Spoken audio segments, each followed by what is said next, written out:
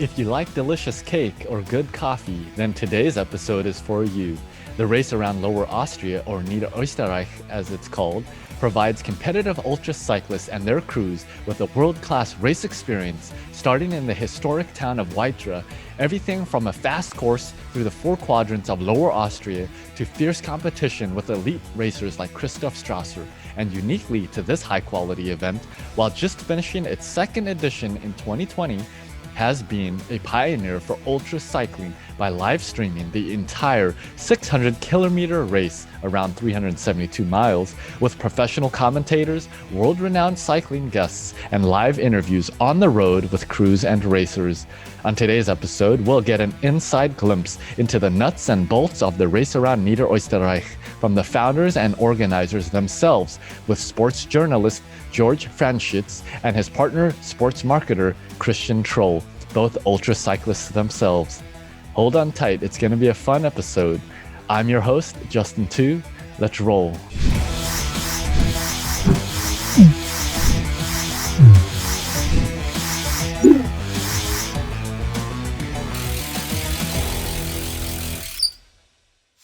Hey, Ultra family, Justin Tu here, your host of the Ultra Cycling Show. Thanks for tuning in for today's episode, where we get to speak with the founders and organizers of the Race Around Niederösterreich, which took place in September of this year. Glad to have on the show Georg Franschitz, a sports journalist, and Christian Troll, who runs a sports marketing company. One of the unique things that I'm excited about discussing on today's show is the live streaming that they did for the full Race Around Niederösterreich. So Christian and George, thank you for joining me on the show today. Hello. Hi, Justin. It's a real pleasure to be able to chat with both of you. Of course, we did interview the second place finisher just behind Christoph Strasser, and that finisher was Philipp Kaider. Great story. He was a smoker for a number of years. Can't believe after such a short amount of time, he was able to get to the place that he is as an athlete. Very impressive. But I think just a general theme of Austrian ultra racers, including Slovenian ones, which is a country that borders Austria. So a lot of nice friendly competition there. Now, both of you are also athletes and cyclists yourself, right? At least I did. Yes. So I know both of you have been involved with the Race Around Austria, for example. George, you as a crew chief before 2 times. You've also been a crew member for the Race Across America here in the United States. And of course, you have both as well, Christian, you've also competed in the Race Around Austria on a 4-person team, and also the Race Around Austria Challenge. So both of you are experienced athletes, you know what you're doing. And of course, just in 2019, you had the first edition of the Race Around Niederösterreich. And just this year, it was the second one. And yet it seems like from all the photos that I've seen of your event, that it is just a very well done and well organized event. So some of the photos here, this is your Facebook page. Give me some context into how you started this race. What was the motivation that you both had? We had the same motivation about the race. It was back in 2017, I guess. We both talked to Michael Nussbaumer, the organizer of the Race Around Austria, and we told him about our idea that we would like to organize a race in an ultra distance race in Lower Austria, in Niederösterreich. And we didn't know each other, Georg and I, we hadn't contact before. And Michael was the one who connected us. And yeah, we met each other. And from that time on, we organized the race together. And yeah. Successfully launched it in 2019. Yeah, it seems like it. Again, even with the live streaming, which I'm really excited to discuss in more detail, because I think it's a great model for other organizers to be able to replicate. It definitely gives a lot of exposure to the sport, but it's also just a cool way to follow all of the competition and excitement. And I was actually tuning in here and there. Of course, I couldn't really understand most of it, but it was very enjoyable to watch. And I think the way that you both did it was excellent. Of course, you both have experience.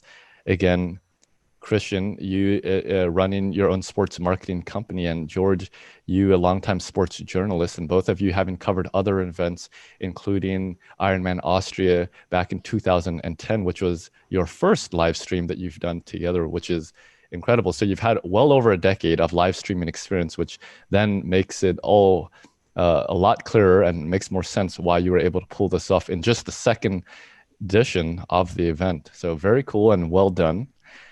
Now, of course, both of you are athletes, so without delving deeper into RAN, I'd love to start with a sprint round of questions, a fun way to get to know both of you as cyclists. So if you don't mind, I'll run through this list of questions. You can both give a short answer for each of them. Now, I'd like to know, first of all, how long have you both been even riding bicycles? And then how long have you been an ultra cyclist doing things like the Race Around Austria, for example? Yeah, I ride bicycles from my childhood on. And yeah, my first contact with ultra distance racing was in 2015, almost 5 years. Oh, okay, nice. Okay, George? I just called my dad today because I was curious when I did my first long ride, and he told me I was 12 years old when I had my first 100-kilometer ride. It's more about 60 miles. Yeah, so wow. I started back then, but I did a couple of marathons back in the age, and then I decided to do the Race Around Austria in 2011 in a two-man team. And that was quite a big experience for me, and was a great thing to do it with a friend of mine, and just with a small car supporting. So we were just 4 people, 2 crew, 2 riders, and that experience was the foundation of the idea. The Race Around Niederösterreich, around my home state. Okay. Give others the chance to experience the same what I experienced around Austria. Yeah, and that's right. Both of you actually are born and raised in the state, one of the 9 states of Austria, Niederösterreich. The biggest one. The biggest. Oh, okay, that's a new bit of detail that I didn't know. Thanks for sharing that, Christian. Definitely have to represent properly. And of course, Niederösterreich simply means Lower Austria for us English speakers.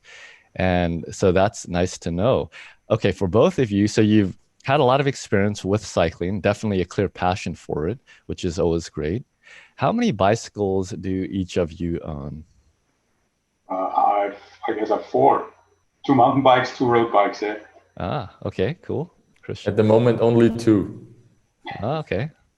Yeah, always room for more, right? Always. Okay, now, Christian, what's your favorite of your bicycles?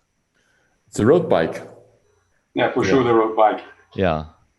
And I know they're from the photos that we've already shown and more that we'll see here shortly.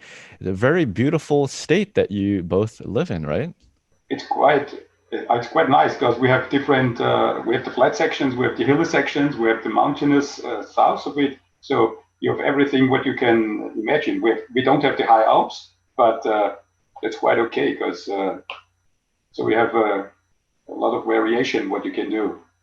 Okay. Do you both use what kind of bicycle computer? A Garmin, a Wahoo, another brand? I'm using Garmin. Garmin, yep. Garmin. Mm-hmm. Very popular. Now, do either of you worry about in your training or racing things like power or heart rate? No. Heart rate. It's just riding for fun for me. Yeah. Okay, now a very important question. What are your favorite ride snacks? What do you enjoy eating while you ride? George, maybe you can go first. Cake and coffee. Oh, now you're talking my language. All right. What's your favorite kind of cake? We have Austria is famous for cakes and sweet stuff. So a lot of choice we have. Okay, I'll have to Google that and find out. Christian, how about you? Sounds good to me. Yeah. All right. So sounds like a nice time on the bicycle then. it's the most important part of cycling. Yes, The of breaks, course. the coffee breaks. So, Oh yeah, that's why we ride. yeah, you got it. Okay, what are your favorite ride hydrations? What do you like drinking on the bike? I'm just drinking water. On the bike, just water. Okay. So no coffee on the bike. No, afterwards. Yes. Okay, Christian. No water, just water, Okay. and probably Isostar, but mostly water. Now, after a nice long hard ride like the Race Around Austria, what do both of you enjoy eating as a post-ride meal? For me, it's pasta. I like pasta after a ride. Yes, Christian. Burger, steak, pasta. Oh, okay. In that way. Yes, we had one other guest on the show, a female rider out here in California. She said steak, so you're matching her, the American's choice. Of course, we've had many who've said pizza or pasta. So George, you're in good company. I've heard many good things about the pizzas there in Austria and Slovenia. So we'll look forward to coming and participating in the RAN and enjoying a good cup of Austrian coffee and a cake, and then also some pasta. Now, do you both prefer climbs, descents, rollers, or flats in terms of the terrain that you like riding on? Even I'm a big guy and not light guy. I prefer riding uphill because when I go up a mountain, I can look down and I can see what I achieved. If you're riding on the flat and you turn back, you see just the last 2 kilometers, the last 5 minutes maybe. So I'm preferring riding uphill, even if it's hard for me. Huh. Okay, cool. Christian? I prefer the flat sections. It's all about speed and power and I see. So George likes to stop and smell the roses, and Christian likes to go full speed ahead. All right. Does that describe your partnership together as organizers? I think it fits very well. Yes, we have different skill sets, and it fits together, and it's quite good relationship. Yeah, most definitely. And a very successful one. Now, how about going downhill? Are both of you comfortable with going fast downhill? Do you know what your maximum speed down a hill has been before? It's mine is 96 kilometers per hour. I don't know the miles, but it's maybe 60 miles per hour. Yep. Yeah. 98.9. Okay. So definitely got the need for speed there. And that's just about 61.5 miles per hour. So that's pretty fast, actually. Do you remember which descent that was going down? Yeah. I remember that, yeah. Was it there in Austria? Lower Austria? Yeah. No, not that Lower Austria. It was in the Alps. Okay. Right. It was in Styria. Do you know Styria? It's the state south of Lower Austria. Right. Where Arnold Schwarzenegger is from. Yeah. And isn't Christoph Strasser from that state as well? Yes. Okay. Right. Yes, I must say I am very well informed. Philipp Kaider gave me a very good geography lesson of Austria. So I feel very well informed and looking forward to visit soon. Okay, when do both of you enjoy riding the most there in Austria? During the fall, the winter, spring, or summertime? For me, it's spring and fall. Winter is too cold in Austria. We have about 0 degrees in winter, so it's not pretty comfortable. And in summer is too hot for me. Right. Christian, same for you? I do it, but... Cycling starts for me at 20 degrees centigrade, so I prefer summer. Right.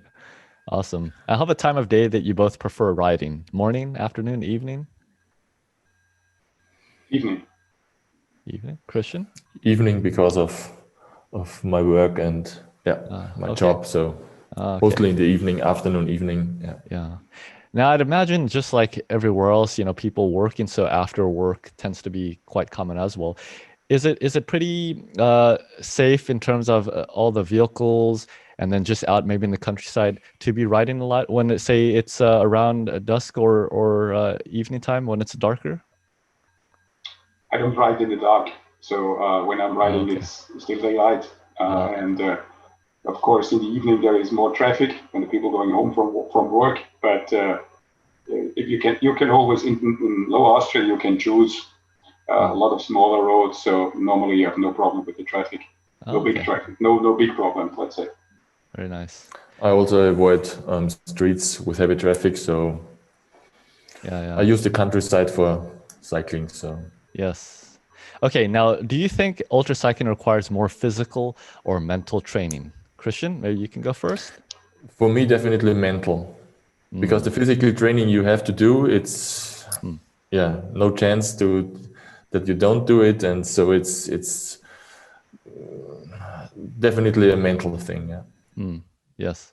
Yeah, I think the same. Yeah, the difference is between the riders is the mental thing, because physically a lot of people are gifted and a lot of people train a lot. So, but the difference at the end is the mental point. So there you can gain more against the others than if you can gain physically. Yes, that's a great answer, George. Okay, now, important question. It's not a trick question. You've done different events before as an athlete yourself. What is your favorite event? For me, it's the Race Around Austria. It's Okay, yes. George? was the greatest experience in my sports life. So yeah. Ah, wow. Yeah. Okay. Well, I guess until you ride your own course, and then that'll replace that. Probably. Yeah. Okay, George. I did ride our course, of course, as the course manager. I did it, but I did a lot of. Let's say for me, the best race was what I did was the Ronda in the Dolomites in Italy, because this is amazing scenery. If you're out up, the mountains are up to 3,000 meters, and almost look like the Monument Valley in the back of your screen, Yes, yes. with the snow on the top. That's amazing. So for me, that was the best experience in a race I had. Yeah, that sounds beautiful. So about 6,500 to 10,000 feet for us Americans. So that is quite a high elevation. So I'm sure it must be very beautiful up there. All right. Well, thanks for answering all those questions. Nice to get to know both of you as athletes and just to get to know your personalities a bit. Would love to now turn our attention to the Race Around Niederösterreich. Looking here at the map and the course on all trails, if we just zoom out first to take a look at where Austria is to situate people, of course, in Europe, right about here in the middle. Of course, it does border Slovenia, Austria, that is. Here's Austria, there's Slovenia. And there's the course. Now, okay, the interesting thing, I think, for me is that what is called Lower Austria really isn't in the lower section of Austria, right? So it's from the altitude. It's coming from the altitude because it's the lowest part of Austria from altitude-wise. Oh, okay. That makes a lot of sense. All right, George, thanks. You shared something new with me. Because the Danube is running through, is crossing Lower Austria. Our course is crossing the Danube. And the Danube is, of course, the lowest part, the lowest point in Austria. So that's the reason why the region or the state is called that name. All right. Yeah, I'm getting very clever here when it comes to Austria. So then I would imagine then, because there is also an Upper Austria, and I guess that would be the highest elevation then? No. Oh, all right. No. Really tricky here. All right, George, tell me all about it. Why is Upper Austria called that then? Oh, because it's higher than Lower Austria. That's it. Oh, okay. But then came the others. Yeah, then comes Tyrol or Salzburg, and so okay. Right. Okay, great. So going back here then to the course, so it is a nice loop. If we look here on the course, and you could see the dot, it does start over here in the upper left section, northwest. Second border, yeah. Okay. And it does start in the town of Weitra, right? Yeah. Right. That's awesome. And I do have photos here that have been sent.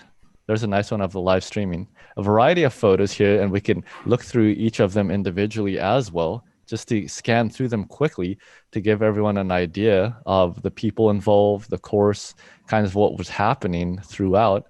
But here's a very nice photo, I think. This one is just without the stage setup and all of the event festivities. So this is the town, very beautiful, you could tell, very historic. And here in the background, we have a very large building. Tell me about that. It's the castle of Weitra. It was founded I guess in the 12th century or 13th century, so in the Middle Ages. And yeah, the founders of the city, the Kuhenringer, built this castle, and yeah, it's a pretty nice one. And yeah, no, in Austria. There's still a lot of old buildings in Weitra, so they have a medieval center, and also the town hall is old building, so it's a really nice setup. It's like like the Roman, what do you call it, Christian, like the auditorium, like in a auditorium. Like the Colosseum. Yeah, something like that. Imagine like that. The houses and around, and you have the center. This the center, city center of the place is the city center, and it's quite good. Beautiful. They have a good setup for things like that. It's like a medieval stadium. Ah, cool. Yeah, now it's a very nice backdrop, of course, for the event. Now I'm curious though, why was Weitra chosen as the starting location for the Race Around Niederösterreich? We discussed many places, but it was really fast clear that we start and finish the race in Weitra, because I was born and raised next to Weitra. I went there to school, and yeah, so for me it was very clear to start and finish the race there. And it took me not really long to convince George, because George was also born and raised near of Weitra. And so, yeah, we talked to the mayor, and cool. Yeah, they must have been very excited to see it come there. And it is a nice town. Sure, it must make for a nice holiday even for people competing in the event, to be able to visit there, see all of the history, to see the castle and everything else that you've described. So thanks for explaining all of that. Now going back to the overall course, nice long course, 372.47 miles, almost 34,000 feet of climbing, so well over the elevation of Mount Everest. And it's been very popular to do the Everesting Challenge, 29,000 feet of climbing. So you start in Weitra, you take a clockwise loop through the course of Lower Austria, because it is at the lowest elevations there. Now we know. The first part, the first 90 kilometers is quite always up and down. So little hills, maybe 40, 50 meters up, 40, 50 meters down. It's a lumpy ride, so it's a roller coaster ride. And so it's quite important to don't overpace at the beginning. And then we have the long, almost 300 kilometers, almost flat section, you can see. That's the, some people, I think Philipp called it the Kansas ride. And but it's winery, and with a lot of, it's the cornfields and stuff like that. So, but you ride it in the night, so it's not. If it's more or less the boring section, let's call it, then it doesn't matter that much, because you're riding in the night. So you're gaining kilometers, and you're going quite fast. Like Christoph had an average speed of 39 kilometers, and Robert Müller was just close behind with 38 average after 360 kilometers. So you can see you can push really fast, and the guys like it to push fast. You can also overpace. Right. That is true. So one of the tricks you do have to watch your pacing there. So you said Christoph and Ralph about 24, 23 miles per hour. So that is a very high average speed in that first section. Now, Philipp said, okay, it's like the Kansas, but now it's evening time. Now, was it also like Kansas just because it was flat, or also because it's very windy there? This we were lucky we had no wind. Sometimes it can get windy, but normally we have the wind coming from the west, like you have in the States. in Kansas. Yes. So mostly it's if there is wind in this section, it's tailwind, tail or side wind, so it's not that bad normally. Yeah, so definitely would make for an enjoyable ride along that stretch if there were a tailwind. So that's that section there. Now I do see here that already just before the 200-mile mark, it does start picking up, and it looks like there is the highest points in the course along there. Tell me about that section. George, you're the race director. You designed the track, the route. So okay, so George designed it. Good to know that also. So when we go up after this is the point number 5. There where it starts a little bit, just 1 or 2% uphill, and then it really picks up where of Tönitz. Then it goes up, but it's only 7-8%. So it's and people waiting for it. Almost all the riders told me we are waiting for a change of the course profile. So they're looking forward to this uphill section because they change the bike, they change the rhythm, they change the position on the bike, they do standing, paddling, not only sitting. You have the triathlon position, the time trial position. So they're looking forward to that. And on top of the first hill is the Semmering, is the most southern point on our course. We have the breakfast area. We have the breakfast point. Oh, nice. Also one of our specialities where we have a must stop. So the people have to stop for at least 30 seconds to do a TV interview, a live stream, and also for the national TV broadcast, which we had afterwards. And they get breakfast for their team and for the riders. So if the fast guys only stop for 1 or 2 questions, but the others enjoy the breakfast. As you can imagine, so it's quite the sunrise. You have we sent you some pictures with the sunrise in the back and the interviews. So it's quite a nice area there. And the town there is really into it. They have a new mayor, and he told us he will do like a small festival next year, if it's possible with the COVID situation. They will do a morning breakfast for the whole town, and so it will be quite a nice location there, and some action. Maybe we can show the picture from the that's what we had. You're seeing the sunrise in the back, and it's quite cool there. Sounds very, very nice. Well organized and well thought out. It's cool to be able to chat and hear from each of the riders. Sure, it must have been a unique experience even for them, with the exception of perhaps Christoph and Ralph and perhaps others, being able to share some of their experience live with everyone in the country and around the world. Quite frankly, I was even watching some of it. That must have made it a very fun event for everyone. So, George, it's not Ralph, it's Robert. Robert Müller was the second. Oh, Robert. This time he was second, yeah. Yes, that's Robert correct. Müller from Germany, yeah. Sorry. Not a problem. No, it's quite. They enjoyed it, and also Christoph. He stopped, and there was no. He was too fast for us. He was there before we had finished our setup because he was ahead of his schedule. Yeah. He told us his schedule before, and it was about 37 average, but he had 39, so we weren't ready at this time. So it just made a quick stop, but we couldn't catch him with the interviews because the camera was not ready. Oh, I see. Well, no, anyway, very cool. Of course, we have already discussed and touched on that, unique to this event, not only a very beautiful location there in the state of Lower Austria, but also unique to this event, perhaps the first ultra cycling event that has been live streamed, at least at this scale in the world that I'm aware of.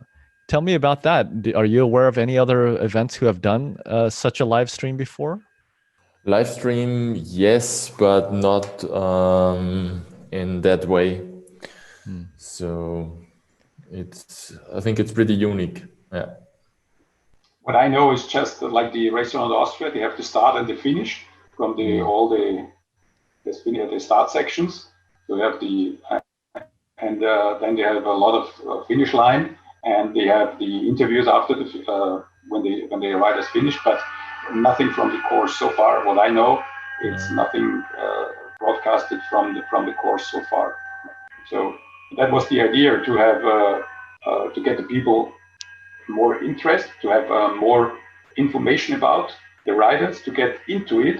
Also the spectators, they get more information about the riders, how they feel, how they do, what they're doing, how a pace car looks like during the race, not before or afterwards. So I think that's important to get some knowledge. And if you are interested as a bike rider and you want to do it in the future, maybe, normally, as you know, Justin, we try to get all the information we can get and to learn from others, get the experience or use the experience from others. Or if you can have first-hand information, like from a broadcast, from a live stream, that's even better, I guess. Yeah, most definitely. I think very well done and unique. As you said, Christian, I'm not aware of anything that has done any event that has done a live stream to this level and quality. Of course, here we're looking at a live interview that was done with one of the participants. Now, did Alexander actually ride this year, or was she from the 2019, the first edition? From the first edition. Okay. She's very famous in ultra cycling in Austria, and she also finished RAM, and she's a world record holder in triathlon. And yeah, she lives in my hometown near Weitra. And yeah, she also analyzed the race in the morning with our great commentators. And yeah, it was great to have her at the show. And yeah. Yes, most definitely. So a lot of people involved, not just yourselves as organizers, but also other Austrian ultra athletes, which is cool to give everyone a platform and more exposure to the sport. So of course, a very nice set that you've had there with one of your commentators. And of course, we've had the live interviews there on the course, which is very unique. You also mentioned the actual support teams being able to broadcast their own feeds from around the course, which is really awesome. I'm sure that was really a blast. Special. Yeah, that was really special, as George mentioned before. Probably the first we had all participants at the same time producers, so they produced at the same time live content, and gave us a glimpse of what they are doing, what is their job, and what are they, what about the navigation and all that stuff like that. So it was really interesting to definitely with the times here in the 21st century. I think probably all of the participants, the riders and the crews, really resonated with such a format and being able to broadcast and be producers, as you said, of their own content and have that go into the overall stream. So very well done and a cool format. I do hope that other organizers will be able to replicate what you have done. And now along those lines, tell us, what would it take for another organizer to do what you did? Give me some of the behind the scenes in terms of the logistics to set something up like this. How were you able to, perhaps even the cost for somebody who's looking to do something similar? What can people expect if they wanted to do a similar live stream? It depends. It depends on what are your expectations about the stream. Yeah. We had a great team, a great technical team. It was Claudio, we can recommend him and his team. And the most crucial thing, I guess, you have you need really good commentators. We had Uwe, I don't know, almost, he spoke almost 25 hours during the whole live stream, and yeah, he did a fantastic job. And yeah, we also had a second one. It was Bernie on the stage, and it was a good combination, and it wasn't boring. So I think one of the most important things is to have really cool commentators, and yeah, a technical team who can do that. Yes. Uwe had a lot of experience in that course. He started in the United States, in Arkansas, and Arkansas University. And they did a lot of live streams there in different sports, track and field, football, different sport, baseball, basketball. And so he has a lot of experience. And Claudia and his team, they're using this experience as well.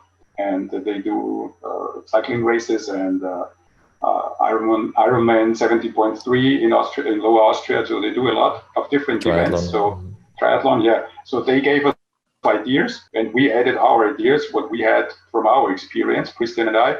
So everything together, I think we were in we had a good plan, but on the fly, we had new ideas during the event.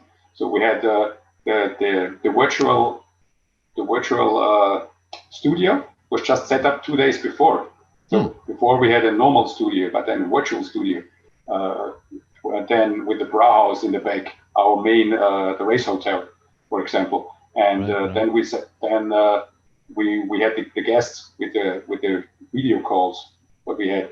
And this one, what you're showing now, the stream with the calls to the pace cars, we just set up on the day before. We just said, why not using, we had 3 camera cars on the road, but we said, why not calling one of the pace cars, and then said, why not calling one of the pace cars? We can call all of them.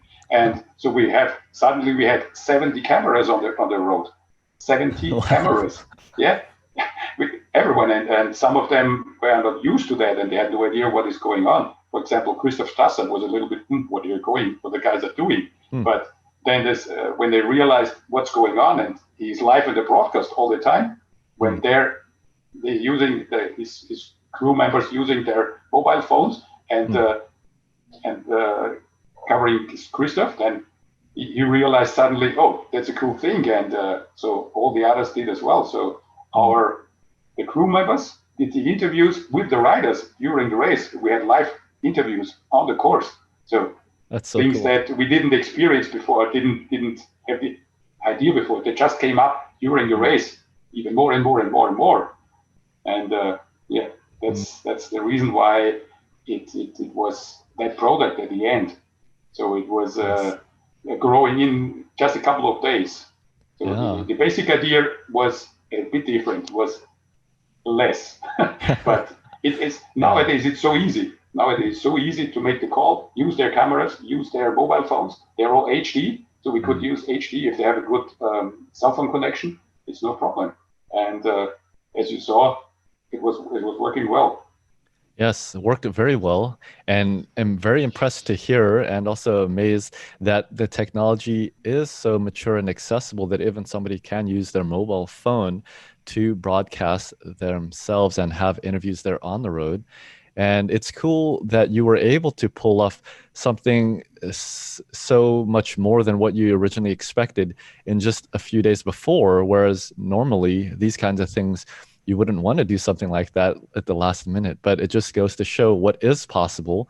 Now, of course, both of you have a lot of experience, a wealth of experiences when it relates to media and also live streaming in general.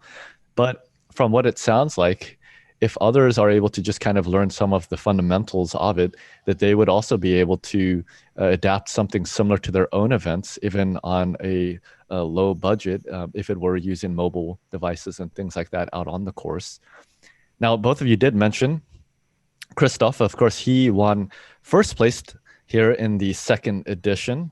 So 600 kilometers, 17 hours and 30 minutes. And I'm sure it was a blast for him to be able to be a part of such a unique experience, you know, one of the first of its kind in the world, quite frankly. And of course, to have one of the world premier ultra cyclists to be a part of that, I think is also very cool and very well done. And even this photo here is a nice representation of the kind of quality that you as organizers put together for the event. I saw another photo here on your Facebook. I think these are your other team members that helped with the actual event, right? Yeah. I think I see George right there. That's you, right? Yeah, I'm the only one without the mask. I wore the mask for 2 days, non-stop, and then forgot it. I took it off because my ears were burning. So I'm sorry for that. Yeah, we'll forgive you because you put on such a great event. Now, Christian, let's see. Do you see yourself here? I'm looking next to George. Oh, is this you here? Oh, okay, me. I can't tell with the mask on. Yeah. I can't see your beard there. Yeah. This was our fantastic team. Yeah, it's great to see the picture again. Yeah, goosebumps. So, how many people did it take to pull off such an amazing, high quality event? I think it's 30 to 35. So we have 30 people. Then I think we have 4 or 5 on the road, course marshals, and then we had how many? 6 or 7 the TV crew. So it's about photographers, photographers, So it's 35 to 40 people. Yes. All together. Well, a lot of pride definitely due to all of you for such a great event. I'm sure everyone had a great time, and especially being a part of something so unique and so special. Now, I do want to give some love to the female riders. So Elena Roche, she got first place in the female division. Yes. Very well done. 22 hours, 36 minutes. And that first ultra race. That was her first ultra race. Wow. Her target was on the day before. She told us her target is to finish in the 30 hours, the maximum time. So in the time, how you call it, the cutoff time. Yeah. The cutoff time, and then she was going faster and faster and faster, and then she won the Austrian Championships. So never expected that. No one expected that. Yeah. And it was. She just blasted into the scene. She said she will try some races like that again. So maybe you will hear something from her in the future. Oh, I'm sure the ultra cycling is a bug. Once it bites you, you can't stop, right? And so of course there's other nice photos here. I think this is unique here. So were these actually awards that were provided to the winners? Okay. Yeah, yes. Very cool. Unique because the idea behind these awards, the state of Lower Austria, there are 4 quarters. One of the quarter is the wood quarter, Waldviertel, and that's where Weitra is. Yeah. Oh, cool. All right, learning a lot more. So 4 quarters. So there's 9 states in Austria, and in Lower Austria there's 4 quarters. All right. Yeah, and we are from the wood quarter. Both of us, so and that's the reason why we had the slices from the trees, and it looks quite unique, I guess. So no, definitely use it. Very unique. It fits perfect to the wood quarter. Yes. I'm sure everyone appreciated that did know. I do now, so that's awesome. Very well done. Of course, there's many podiums here. Here we could see Christoph, Philipp Kaider, and there's Robert Meuler. Right. So the overall winners, very cool. And then others here. So 2-person relay teams. I imagine here. This is a mixed one, male and female. And there's the Wood Awards.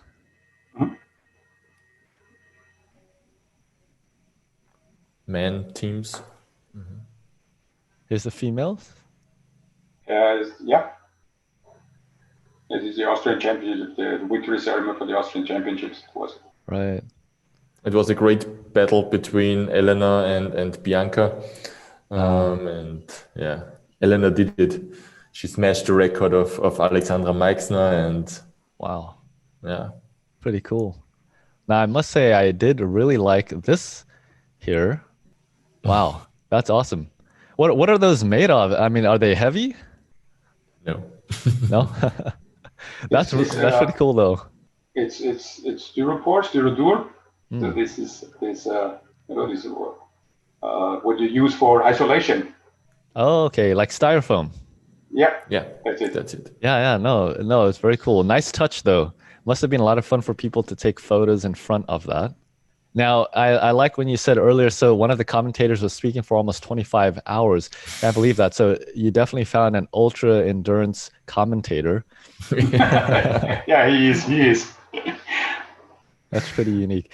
Now, I want to get back to the course a bit. And you said at the first mandatory stop that was around here, just as No, it's the southern part where you have the southern. six. Right, Yeah. right. Okay, at the southernmost part.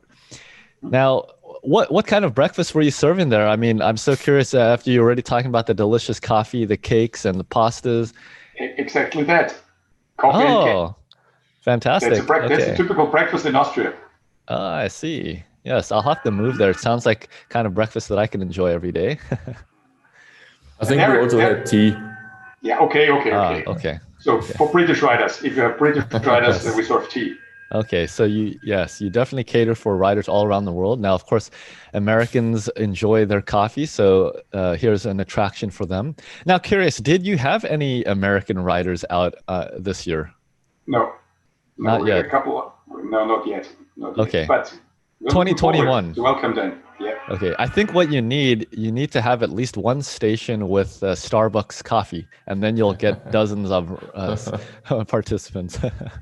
Yeah, we have no to teach COVID them. restrictions. Yeah. Right, exactly. And we have to teach the Americans that Austrian coffee or European coffee is even Yes. better than Starbucks coffee. Yes, definitely. Now, George, you designed the course. I'm Yeah. just curious, did you design it for beauty and enjoyment along those lines, or did you design it for pain and suffering? No, it's definitely about the. Can you stay with the course Sure. for Yeah. a moment? Definitely about the in Lower Austria. So the most important part for me was to create a course which shows everything what is existing in Lower Austria. So we have the hilly sections in the north, in the Wood Quarter. Then we have the flat sections in the Weinviertel, where where Philipp Kaider lives, in the northeastern part. Then if you go into the south, we have the small mountains, because the highest point, what we have, the lowest point is about 100 meters of altitude above sea level, and the highest point is 1,100. So it's just 1,000 meter difference between the lowest and the highest point. That's not that much if you compare it with long distance races. Sometimes, or mostly, they have bigger difference between lowest and highest point. So, and there we have a lot of nice valleys down there in the south between the point 6 and 7. It's always, but you never have a climb that has more than 10% incline. So it's not that steep. It's not that too hard to ride. But and the difference between on the uphill sections, it's only 3-4. None of them has more than 400 meters of altitude gain. Then it's down again, and then next valley, and then up again. So it's not that long and hard climbs than that you have like in the western part of the States or in the Alps, for example, or Italy or France races.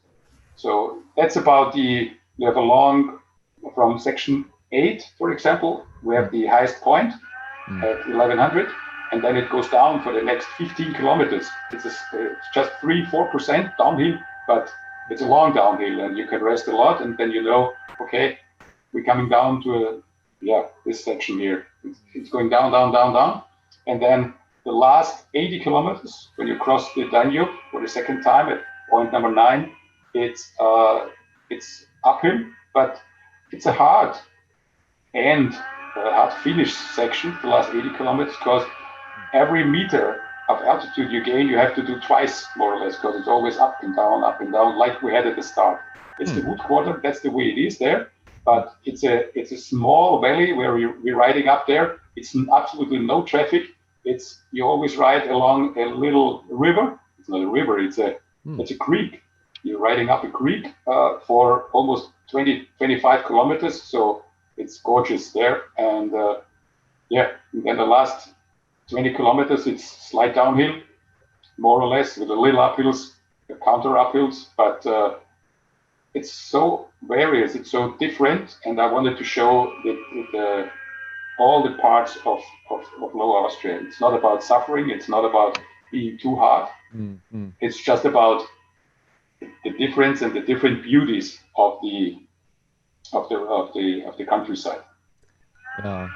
So I guess then that the course does take you through all the 4 quarters of Lower Austria then. So a beautiful tour of the state, and of course, well done.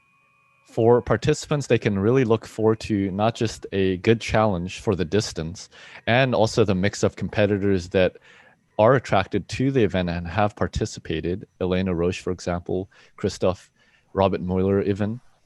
And also the live streaming, which is just a great way to gain exposure as an athlete also. Now, the website, if we go to ran-bike.at, I see that registration is open for 2021. Tell me a bit about that, though, because I see that it is in May of 2021, whereas this year it was in September, right? Just give me a little context into the logistics there. It was just because COVID. We organized the race this year for 2 times. We planned it in May.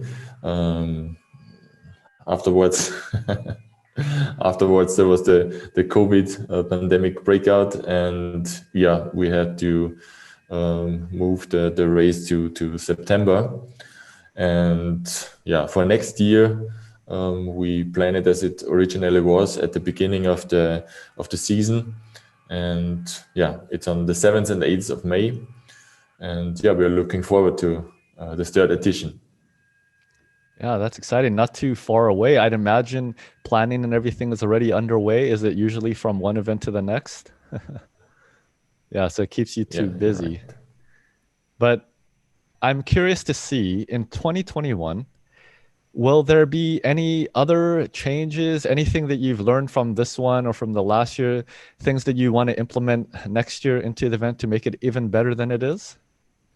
Sure, there's always there are always things to improve, and yeah, we have great ideas already for the 3rd edition, and yeah, we are planning on that. And one thing is for sure, we will do again the live streaming, and yeah, we have a lot of experience now what it means to make a live stream over 600 kilometers. So yeah, there's a lot of improvement, and yeah, we have great ideas to, yeah. Yes, it'll be exciting to follow. We'll split up, for example, one change will be we'll split up the men's race, or the solo races. We had 2 starting blocks. Next year we'll have 3 starting blocks to make them, to have them more, not too many at one in one block. So we split them up a little bit, so we have them better separated on the course, and that's one of the ideas. So every year gives us an experience about the timetable, the schedule, exactly. So we know what is the fastest possible time now, because at the moment we cannot see anybody being faster than Christoph, really faster than him. So maybe a couple of minutes, but not much more. So we gained a lot of from that experience from that, and also, as Christian mentioned, for the live stream, what we had, for example, was the pros, the cycling pros, what we had in the live stream. We called them. We have some pictures also with, for example, with Patrick Conrad.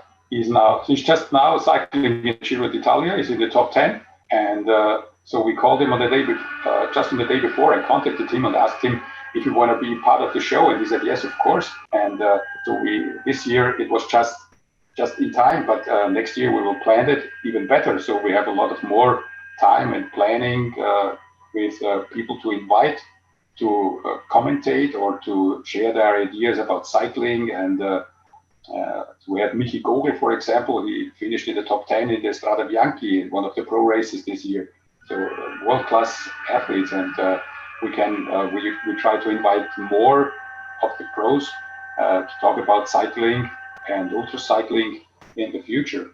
So I think that's one of the things, and what we can improve to involve the pace cars better, even better than this year, with a bit more planning and more knowledge and explain them what we want to do. So I think we can do a lot more, and more graphics. For example, we didn't have much graphics in the live stream, so we want to improve that.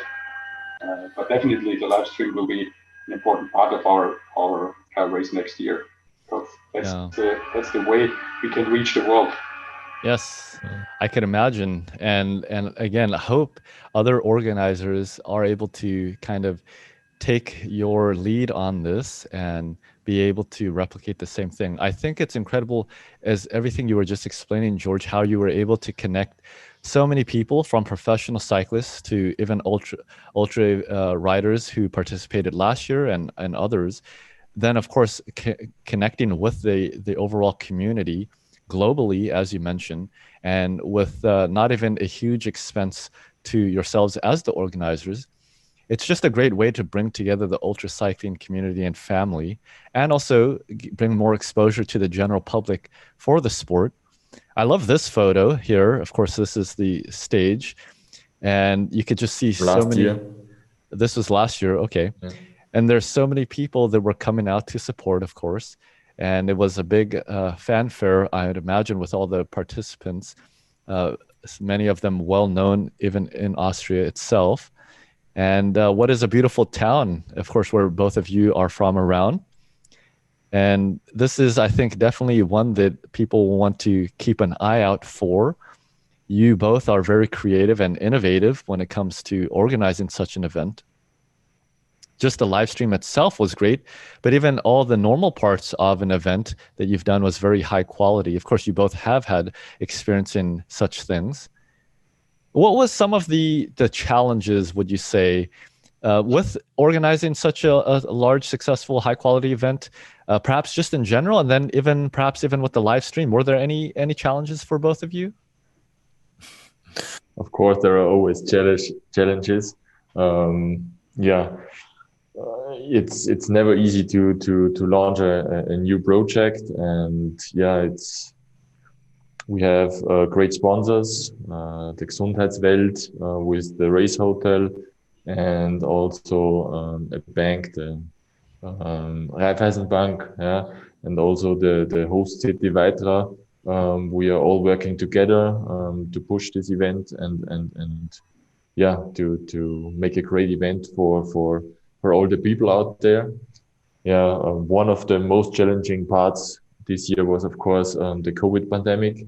It wasn't easy to organize all the things because of restrictions from the government, and we talked a lot and had a lot to do in front of the event, because is it allowed to have fans on the road? Is it allowed to have fans on near the stage and all that stuff and all the things? That was very, very challenging. Yes, but yet you were able to pull off a very successful event, and glad that you were able to do the live stream, although it was already your plan and it wasn't influenced by the pandemic. You were already planning to do that, which is very unique, and it positioned you very well, so that way people could still enjoy the event even if they weren't able to make it out there to the start or finish line to be able to celebrate with everyone.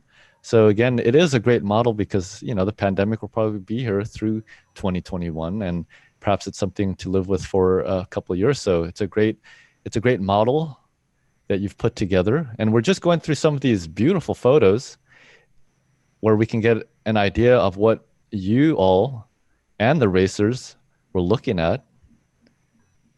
Looks very nice out there. Of course, riding through the day and the evening time. Very cool. Yeah, we are lucky. We have good photographers, and they're doing a good job. So I think that's also important to share. And we offer these photos for free for the cyclists and for everybody. Wow. And so the cyclists can take it. It's part of the entry fee. So it's nothing extra. That's also an important point for us. Don't let them buy the pictures like other events do. So they all can take it for free for their sponsors, for their memories, for whatever. And so for us, it's important also they can use the live stream of the broadcast. We own the rights of the broadcast of the live stream. So every one of the riders, some of them, they took their parts and they made some videos for their sponsors or for their teams and whatever. Ah. So that's all for free for the riders and for the participants, and that's important for us to give them the best help they can get. Also, because they need sponsors, they need to fund their participation, and so that's a way we can help them to get more funding. So it helps everybody, I guess. That's awesome. I must commend you both for taking such an approach and being so generous with everything that, of course, you work hard to put together and to capture. I think it's a great development bed for ultracyclists, as you said, and I think it'll only pay you back tenfold as you go along, as more and more people will be attracted, no doubt, to such an event, to be able to have the live stream, to participate in that fashion, to be able to have such high quality photos that they can keep as memories, but as you also said, to obtain sponsors. So I think the approach that you've taken is very innovative, and for the whole format, not just with the well done event as traditionally put together, but also with all the creative components and just the philosophy that you've taken for such an event. And I can't believe this is only being the second edition this year in 2020 of the event. I think for most organizers, this would be something perhaps after 3, 4, 5 years that they would get to such a quality. Thank you. So what would you both say, just as we kind of close out here in this segment? Learned a lot. Thank you for all of the lessons. What would you both say you're most proud of, and what has been the most memorable memories for both of you in this event? For me, it's the athletes, the riders, when they come back and they are on the stage, and they this year it wasn't possible to celebrate on the stage together with their team, so the teams had to stay in front of the stage. But last year, this moment when they share their excitement to finish the race on the stage together with their team, that makes goosebumps every time they do it. So it was 62 finishes we had, so 62 times goosebumps. It's amazing, because I experienced it for myself, and that was for me was one of the reasons to organize that, is to give others the possibility to experience exactly that. And when that is an achievement for me, that's the achievement, to make it possible for them, and that is what I'm proud of. I think that's the point. Like Georg mentioned, it's also the great teamwork with George. I think we made a really cool event, and the platform for ultra cycling. It's the goosebumps when someone is finishing and is telling you the story he and his team, or she and her team experienced. So that's the thing why we do. And I see this cool photo here, which is emblematic, I think, of what you did.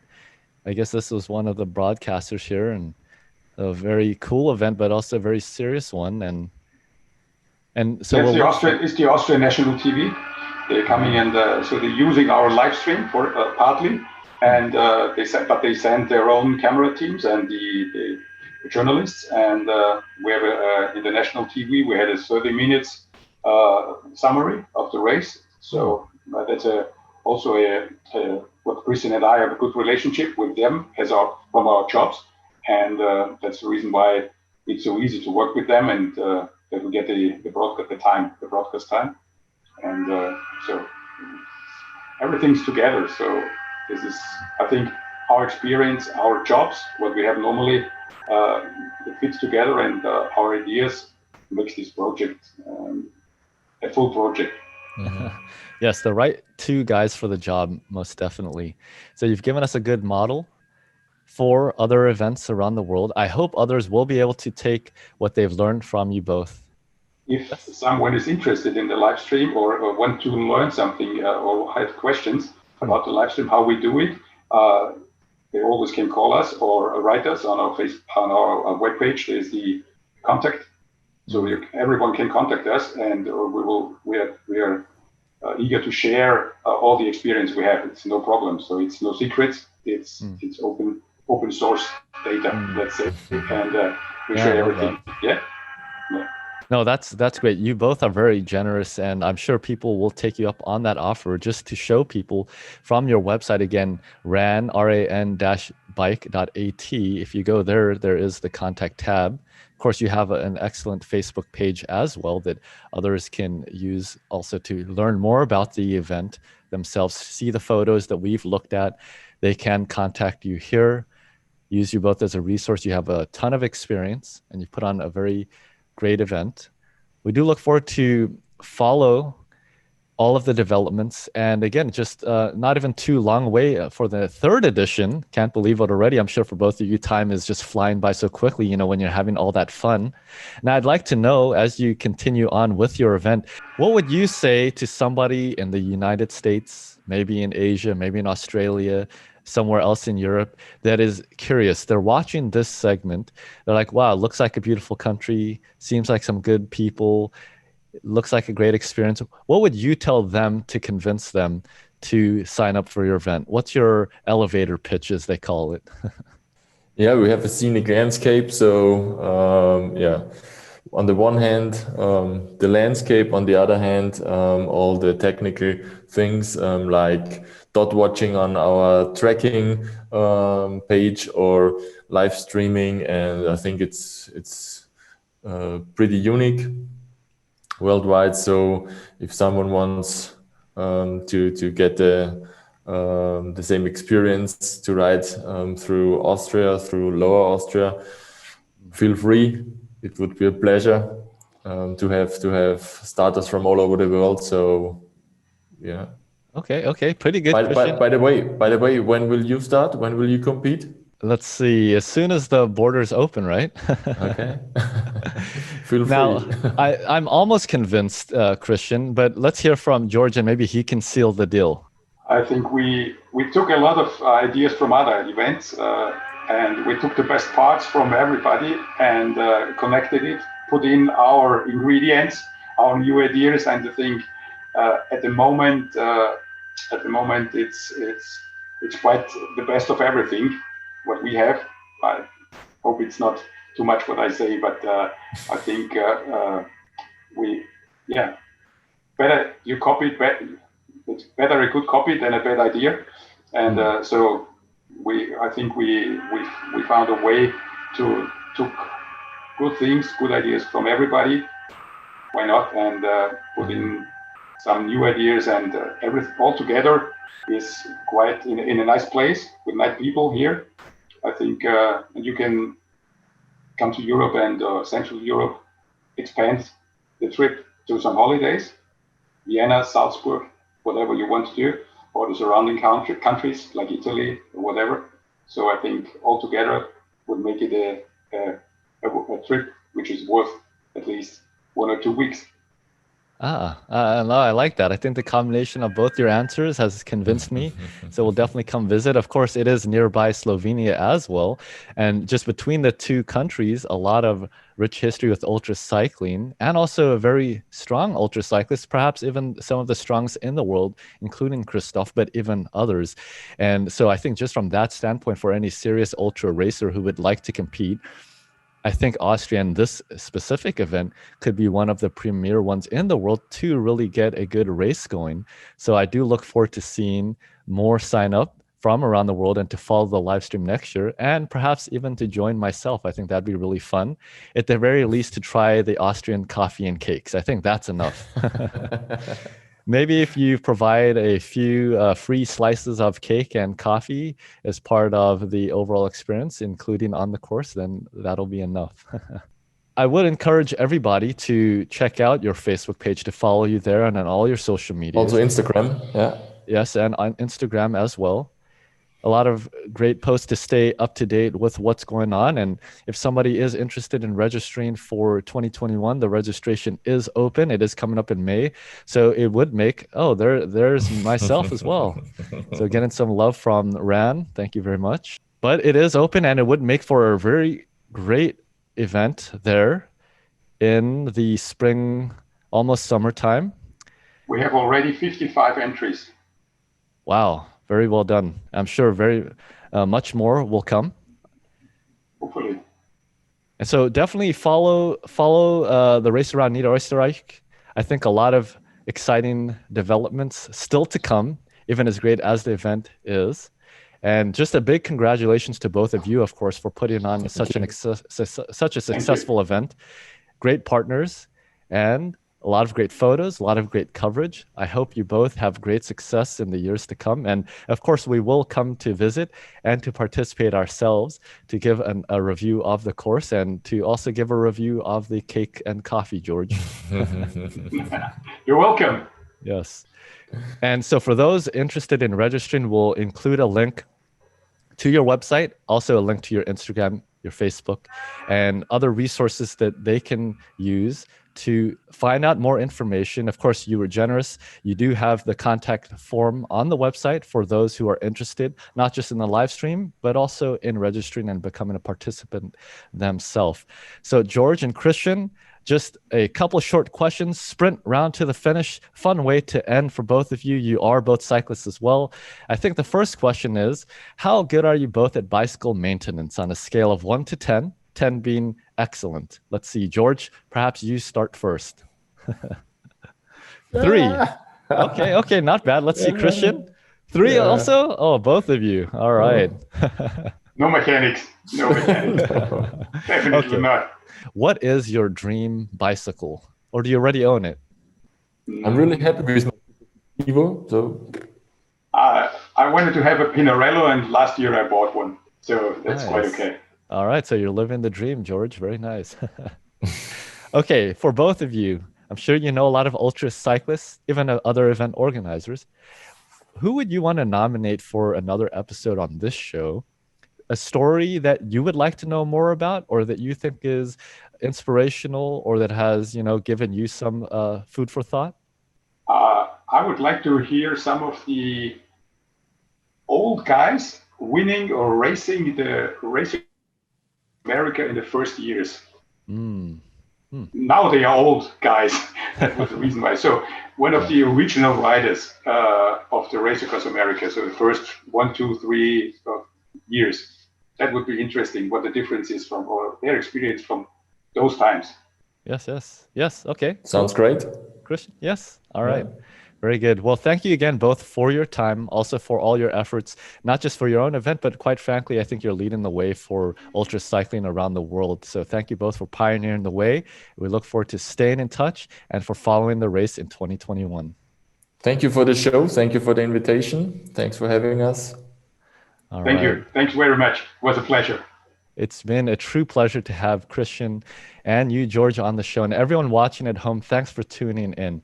Please, definitely, I highly encourage you to check out their website, their social medias, take a look. And if you're able to, please do sign up. I think you'll have a great time enjoying all the festivities there that they put on, the live stream, of course, which is such high quality. You'll get exposure, and it's going to be a great way for you to also attract sponsors of your own. So until next episode, everyone, keep spinning ultra.